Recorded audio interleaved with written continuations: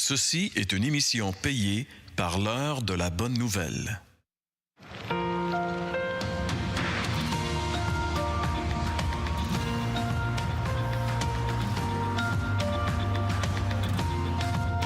Changez d'attitude et croyez à la bonne nouvelle.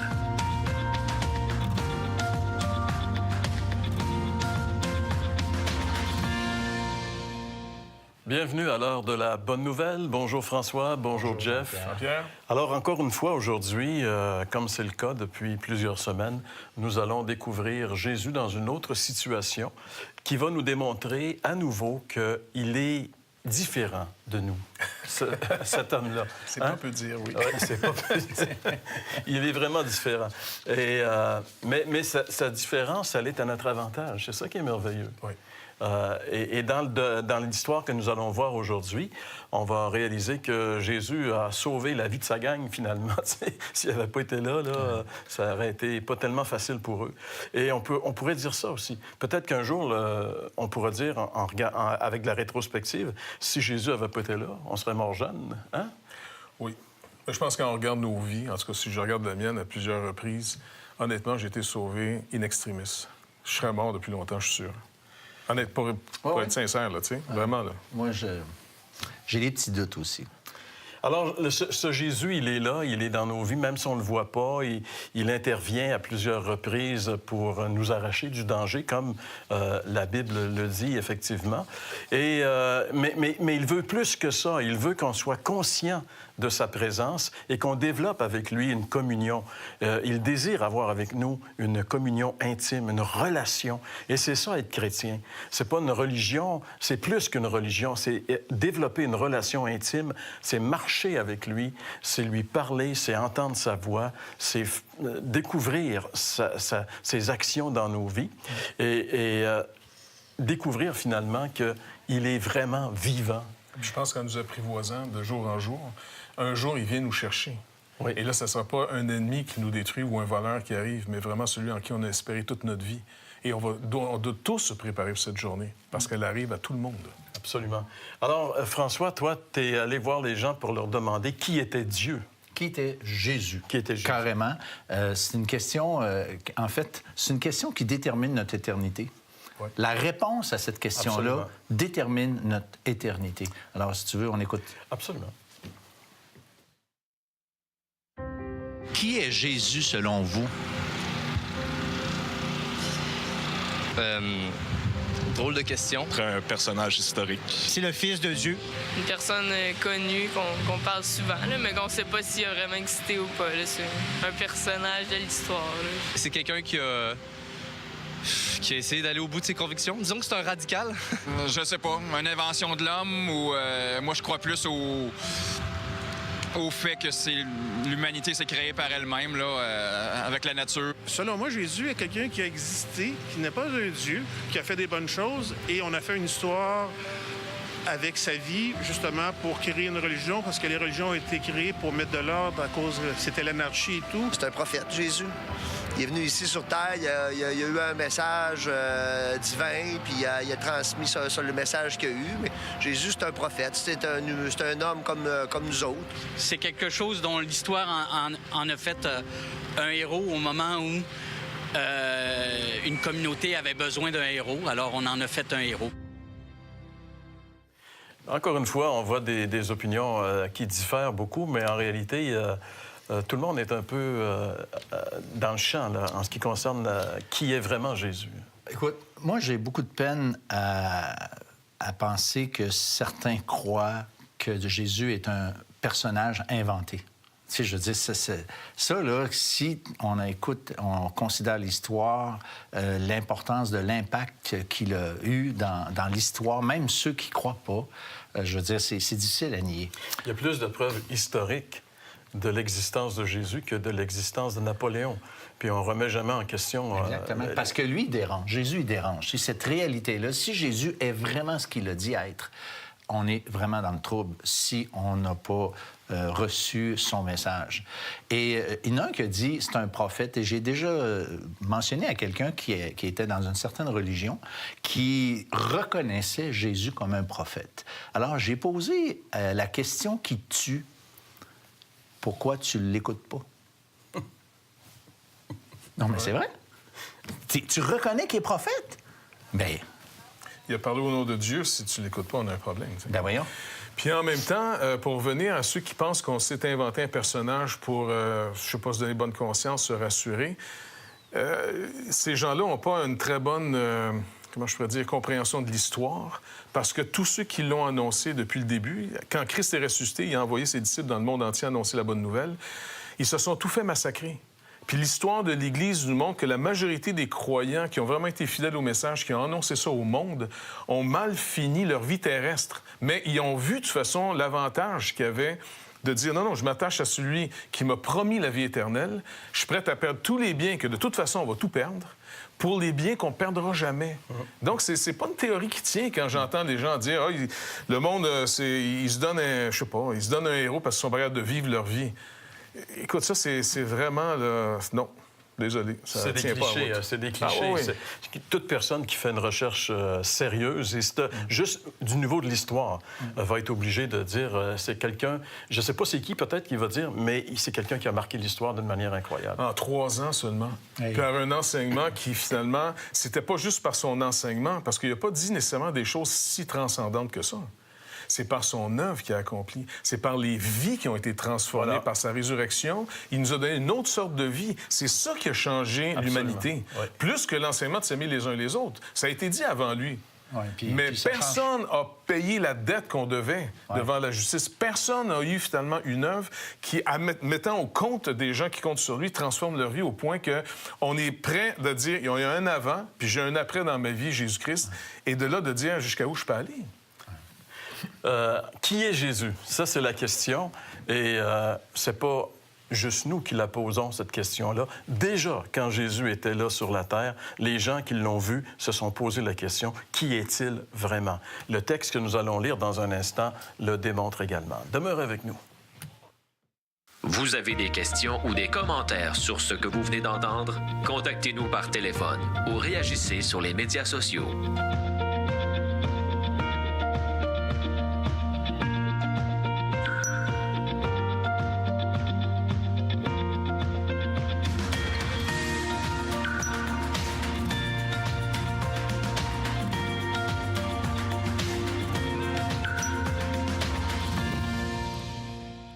Voici la Bible. C'est plus que de la lecture. Bien que vous pourriez en faire aussi. Maintenant, elle peut à son tour vous faire la lecture, vous montrer de façon inédite des histoires intemporelles, ou même vous faire partager ce que vous apprenez avec votre entourage. Lire, écouter, regarder, partager. Maintenant, vous pouvez faire tout ça et bien plus parce que la Bible est une app. Téléchargez-la gratuitement sur bible.com/app. Alors, le texte de la Bible que nous lisons aujourd'hui dans l'Évangile de Marc, on le retrouve au chapitre 4, à partir du verset 35. Ce même jour, sur le soir, Jésus leur dit « Passons sur l'autre bord ». Après avoir renvoyé la foule, ils l'amenèrent dans la barque où il se trouvait. Il y avait aussi d'autres barques avec lui. Il s'éleva un grand tourbillon et les flots se jetaient dans la barque au point qu'elle se remplissait déjà. Et lui, il dormait à la poupe sur le coussin. Ils le réveillèrent et lui dirent « Maître, ne t'inquiètes-tu pas de ce que nous périssons? » S'étant réveillé, il menaça le vent et dit à la mer « Silence, tais-toi ». Et le vent cessa et il y eut un grand calme. Puis il leur dit « Pourquoi avez-vous si peur? Comment n'avez-vous point de foi? » Ils furent saisis d'une grande frayeur et ils se dirent les uns aux autres « Qui est donc celui-ci à qui obéissent le vent et la mer? » Qui est-il, Jeff, celui-ci? Donc, il doit sûrement avoir une certaine autorité parce que parler au vent, je ne sais pas si tu as déjà essayé, ça marche pas. C'est en vain. Mais juste pour rappeler que c'est vrai que sur un lac, c'est dangereux. On l'oublie trop souvent, tu sais, puis on est... peut-être à moins que des gens ont des embarcations, mais j'ai un ami qui a perdu un de ses fils, qui était parti à la pêche avec un autre ami. C'était à cette période de l'année où est-ce que les lacs dégèlent, ainsi de suite, là, pour ceux qui se demandent quand est-ce qu'on enregistre, ils l'ont su, là. Mais il y a eu finalement un vent soudain, et puis la barque a justement commencé à se remplir d'eau. Les gars, pourtant, avaient leur ceinture, tout ça, là, mais tombant dans l'eau, sont morts d'hypothermie. Donc, c'est vrai que c'est dangereux. Et si tu as un pêcheur ou des gens qui naviguent souvent sur l'eau, qui sont nerveux, on devrait être nerveux. Moi, je me rappelle d'avoir pris l'avion avec un ami qui nous amenait finalement, des fois, c'est une compagnie qu'il avait à lui. Puis on passait au-dessus, finalement, de certaines montagnes. Et puis, crois-moi, là, dans un Cessna, ça peut brasser pas à peu près, tu sais. Puis l'autre gars qui était invité avec moi aussi, là, il me regardait en voulant dire, tu sais, tu penses qu'on est safe? Fait que moi, je lui regarde le pilote. C'est ça. Y a-tu l'air relax, lui? S'il a l'air relax, on est correct. S'il est nerveux, on devrait être nerveux. Tout à fait. Mais le pilote, c'est Jésus. Il a l'air tellement relax, il dort. Il dort. La tempête l'empêche même pas de dormir. Exactement. Mais je pense que ça, c'est ce qu'il veut nous accorder. On parlait finalement qui est Jésus. Mais quand on regarde le personnage, on est obligé de dire il y a un homme qui est là, puis il y a Dieu qui est là. Mais c'est surtout en tant qu'homme qu'il veut qu'on comprenne. Parce qu'en tant qu'être humain, il s'est fait comme nous, limité et dépendant de Dieu. Lui, le péché ne l'a pas séparé de son Père. Il est l'homme comme Dieu a voulu le créer au point de départ. Voilà. Pas séparé de Dieu. Dieu s'occupe de lui entièrement. Donc, même dans une tempête, il dort. Il est relax. Parce qu'il sait que Dieu est en contrôle. Oui. Il est en paix avec Dieu, forcément. Puis il sait que Dieu est en contrôle. Puis c'est exactement ce qu'il veut pour chaque être humain. Qu'on soit en paix avec lui, qu'on ait fait la paix avec lui, parce que Christ peut pardonner nos péchés. Oui. Et puis si cette paix s'établit, la communion se rétablit. Et Jésus est dans une communion continuelle avec son Père en tant qu'homme. C'est Dieu fait homme. Et en tant qu'homme, dans une relation parfaite avec son Père, il est venu rendre manifeste qui est son Père. Donc, il va faire une démonstration face au vent, il va parler au vent, puis il va parler à la mer. Mais Jésus ne fait pas aucun miracle pour impressionner la foule ni les gens. Il fait tous ces signes, puis Jean appelle ça justement des signes. Oui, on avait déjà travaillé sur un évangile ensemble, l'évangile de Jean. Il travaille en disant, c'est des signes. Un signe, ça pointe vers quelque chose. Jésus veut toujours nous ramener aux Écritures qu'il annonçait. Il veut pas, même à la limite, qu'on fait juste croire en lui parce qu'il nous a impressionnés. Parce qu'il y a plein de foules qui se font impressionner par plein de gens tout le long de l'histoire de l'humanité. Puis on se fait tromper sans arrêt. Que ce soit les élections, les partis politiques qui n'arrêtent pas de nous raconter ce qu'on va entendre. On vote pour eux autres. Parce que, les gars, désolé, on n'avait pas vu que... OK. Puis on se fait niaiser à tous les élections. Mais Jésus n'est pas venu finalement gagner des élections, puis après ça, nous dire, non, je suis désolé. Il est venu nous démontrer les promesses de Dieu. On est sauvé à cause d'une promesse. On n'est pas sauvé à cause des lois qu'on va obéir. C'est la promesse. Mais il y a l'identification ou l'identité de Jésus ici est importante. Puis c'est toi tantôt qui faisais référence au psaume 107, là, le verset, à partir du verset 28. Je trouve ça vraiment intéressant parce que parce que dans ce texte-là, c'est Dieu. Et puis, Jésus fait exactement la même affaire. Exact. Alors ça, c'est encore une manifestation que oui, il était humain parce qu'il dormait, mais oui, il était Dieu parce qu'il commandait au vent et à la mer de s'arrêter. C'est le psaume 107, comme tu dis, et puis c'est un psaume où est-ce que tu as des gens, justement, dans une barque, des marins. Et puis là, il y a une tempête, ça monte au ciel, ça descend dans l'abîme. Tu sais, les gars sont pas reposants, là. Et puis, il dit, dans leur détresse, les marins ici, ils crièrent à l'Éternel. Donc ici, c'est Dieu. Ils crièrent à Dieu, à l'Éternel, et il les délivra de leur angoisse. Il arrêta la tempête, ramena le calme et les ondes se tuent. C'est exactement ce qui est arrivé ici. C'est ça. Donc, il leur fait une démonstration, d'abord, qu'il est humain, il a confiance en son Père, et deux, il va rendre manifeste qu'il n'est pas juste humain. Son Père l'a envoyé, et c'est lui seul qui peut régler le problème de l'humanité. Il faut que ce soit la vie en personne qui vienne mourir pour nous redonner la vie. En dehors de son sacrifice, de son œuvre à lui, qui n'est pas juste l'instruction ou les miracles. Il fallait qu'il porte nos péchés. Il en meurt, mais on ne peut pas tuer la vie.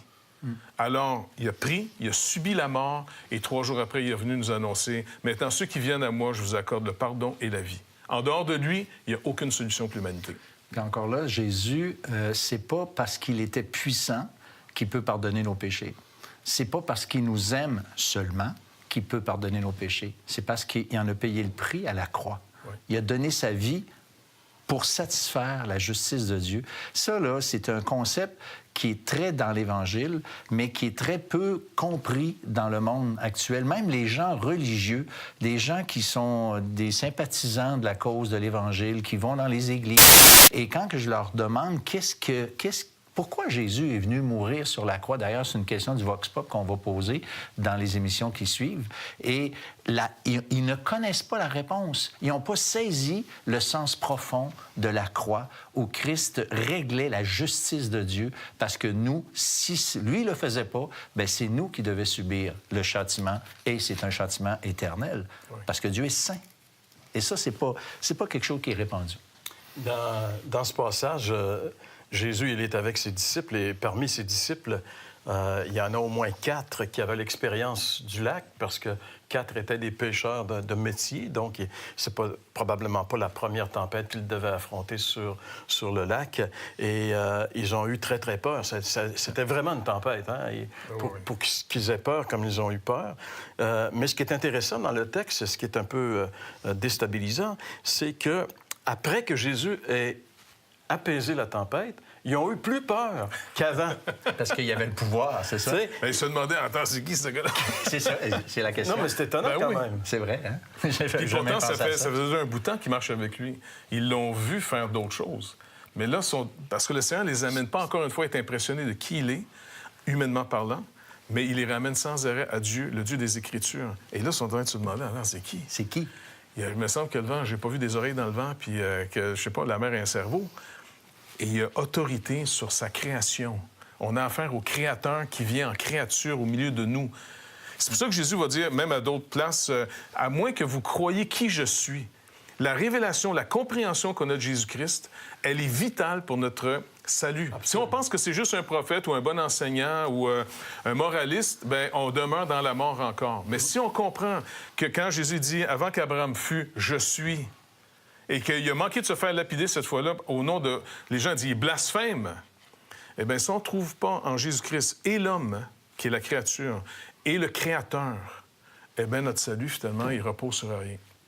Et ça, c'est une découverte qui est renversante. C'est pour ça qu'eux, devant ce geste-là, en réalité, ils ont vu. C'est difficile pour nous. On lit le texte, puis ça fait partie des Écritures. On lit tellement de choses dans les Écritures.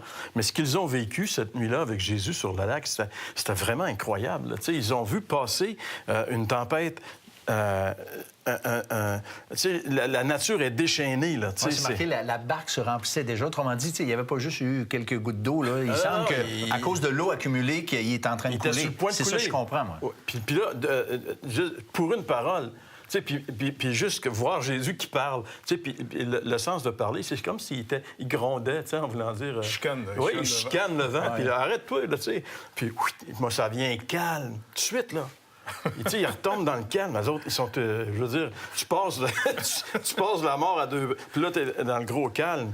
Qu'est-ce qui se passe? Qu'est-ce qui arrive? C'est qui, ce gars-là, tu sais? Hey, tu sais, j'ai cru qu'il était pas mal fort, mais là ça me dépasse. Ça me dépasse, là, tu sais. Et c'est ça, Jésus, il est dépassant. Et puis, il veut qu'on l'expérimente, cet aspect de sa personne. Il va nous dépasser parce que c'est Dieu, Jésus. Et quand on l'invite dans notre vie, on va réaliser que c'est pas n'importe qui est venu dans notre vie. Celui qui meurt sur la croix pour nous, c'est pas n'importe qui.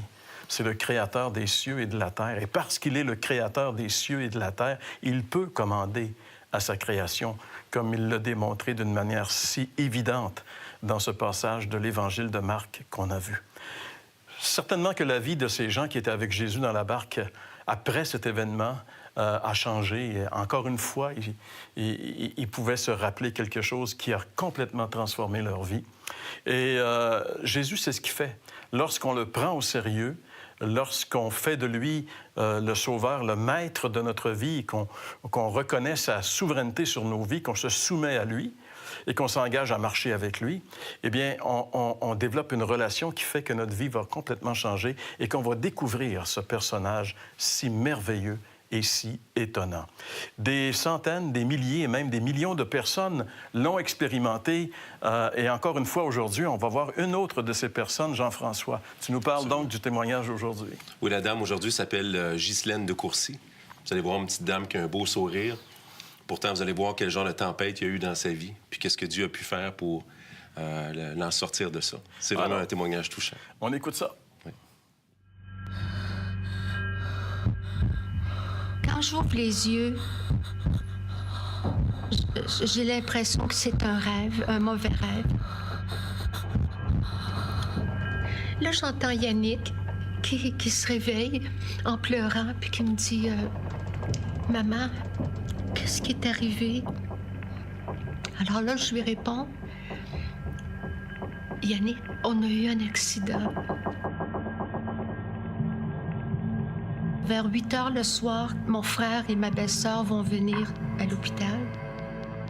Quand ils entrent dans la pièce, ils me disent « Ghislaine, est-ce que tu sais pour Jonathan? » Puis finalement, c'est ma belle-sœur qui va me dire « Ghislaine, Jonathan est avec Jésus. »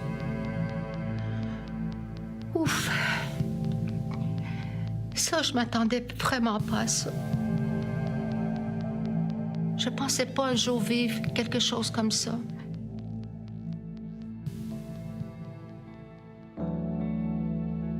Je peux vous dire avec certitude que Jonathan est avec le Seigneur Jésus.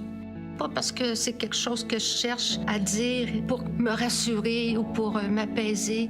Non, Jonathan avait son histoire aussi avec Jésus.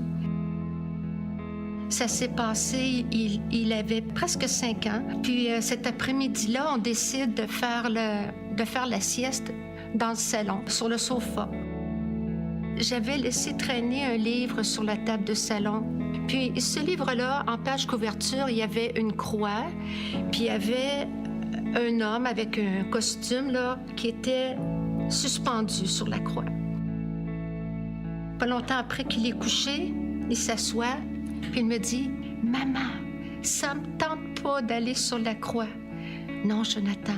Puis Jésus non plus, ça lui tente pas que tu ailles sur la croix. C'est pour ça qu'il est allé, à ta place, parce qu'il t'aime, pour payer pour tous tes péchés. Est-ce que tu sais c'est quoi un péché, Jonathan? Oh oui, maman, je le sais. C'est quand je fais mal à Yannick, quand je fais mal à Francis, quand je dis des mensonges. Oui, c'est ça. Puis j'ai dit, quand on fait le péché comme ça, j'ai dit, ça rend notre cœur sale. Puis j'ai dit, on peut pas entrer dans le ciel avec un cœur tout sale. Je peux laver tes mains, je peux laver tes pieds, je peux laver ton visage, mais je peux pas laver ton cœur. Il y a juste Jésus qui peut le faire, mais il faut que ce soit nous qui lui demandions. Ah, OK. Il se recouche, il se relève pas longtemps après. Maman, j'ai demandé à Jésus de venir dans mon cœur. Il avait préparé son petit cœur à Jonathan. Jonathan avait saisi quelque chose de tellement grand, de tellement fort chez Jésus que pour lui, là, la plus belle chose qui peut lui arriver, c'est d'être avec lui. Dans mon cœur, j'ai cette certitude, j'ai cette assurance-là qu'un jour, non seulement je vais voir mon Sauveur, mais je vais voir aussi mon Fils. Mon nom est Ghislaine de Courcy et je suis 2e.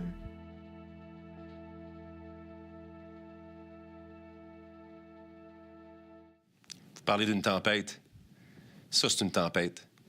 Apparemment, selon les experts, le stress le plus grand qu'une personne peut vivre dans sa vie, c'est de perdre un enfant. Vous avez vu la sérénité dans le regard de cette petite dame-là, toute douce. Dans notre histoire, on a Jésus dans une barque. La barque est en train de se remplir, comme il a été dit. Jésus, il dort. On est en train de voir que Jésus est en contrôle. Mais vous pouvez vous poser la question, vous dire, est-ce que vraiment est en contrôle dans cette situation-là? Parce que le petit, finalement, il a eu un accident d'auto et puis il est mort. On pourrait avoir l'impression que Jésus a perdu le contrôle. Vous trouvez pas? Sauf qu'en même temps, il existe un autre mal. Il existe un autre danger. Il existe une autre mort. Et de toute évidence, dans cette histoire-là, Jésus avait eu la victoire sur cette mort-là. C'est ce qu'un enfant, même à 5 ans, était capable de comprendre. Puis je trouve ça tellement beau de la manière que Mme de Courcy peut lui expliquer avec des mots simples, profonds, précis. Jésus est allé sur la croix à sa place. Il n'a pas besoin d'y aller. Mais quand on dit après ça, « Mais je ne peux pas laver ton cœur, Jésus peut le faire, mais il faut qu'on lui demande. » Eh bien, c'est réellement ça. Donc, cette histoire-là est une histoire d'une tempête incroyable. Une énorme, probablement la pire tempête qu'on peut vivre dans une vie. Mais Jésus était en contrôle. Peut-être pas sur la mort physique, on pourrait dire son contrôle a été sur le fait qu'il a vaincu la mort spirituelle. Il y a un passage d'un Corinthiens 15 qui nous dit « Ô mort, où est ta victoire? Ô mort, où est ton aiguillon? » Jésus a vaincu pour le petit Jonathan. C'est pour ça qu'elle peut savoir qu'elle va le retrouver au ciel. Et vous pouvez avoir cette assurance-là aujourd'hui. Vous souhaitez poursuivre votre aventure à la découverte de Jésus? Commandez dès maintenant votre Évangile selon Marc tout à fait gratuitement. 1-866-509-1319 ou info@hbn.ca. Vous avez des questions ou des commentaires sur ce que vous venez d'entendre? Contactez-nous par téléphone ou réagissez sur les médias sociaux.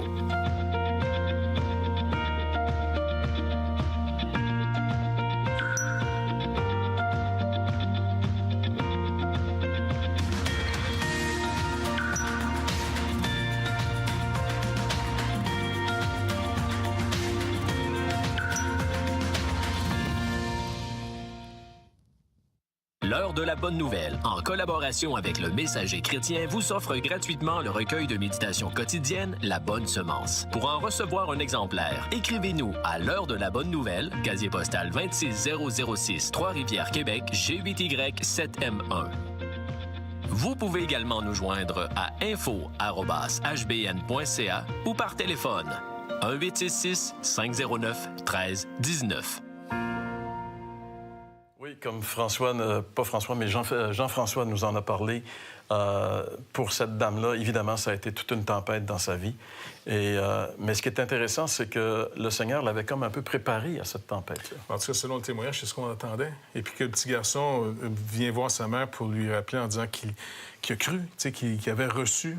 Et le Seigneur nous aime, il nous prépare. Il sait très bien que le plus grand défi, l'ennemi le plus gros qu'on doit faire face, c'est la mort. Bon, si c'était si naturel que ça, mourir, pourquoi tout le monde s'en ferait pas de mourir?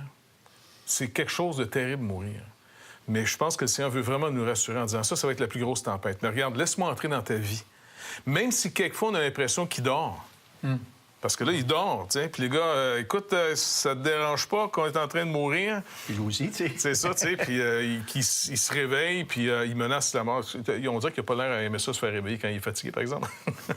Mais il va calmer la mère pour leur montrer en disant, écoutez, les gars, je m'en viens régler le plus gros de vos problèmes, qui ne peut pas être réglé autrement que j'aille moi à la croix, que moi-même je subisse la mort et que je vais la vaincre pour vous. Quiconque me fait confiance aura triomphé de cette mort qui s'en vient sur tout le monde de toute façon. Jésus, il est le personnage le plus important que nous pouvons rencontrer dans cette vie. Et on espère que vous l'avez déjà rencontré. Sinon, pourquoi pas l'inviter aujourd'hui? Vous avez entendu ce témoignage, vous avez écouté le message sur la parole de Dieu, et tout cela devrait toucher vos cœurs et vous attirer à venir à Jésus et à le faire de lui votre Sauveur et votre Seigneur. C'est pour ça que nous sommes là semaine après semaine à l'heure de la bonne nouvelle, parce qu'on sait que vous en avez vraiment besoin. François, merci. Jeff, merci. Et on se dit à la semaine prochaine pour une autre émission de l'heure de la bonne nouvelle.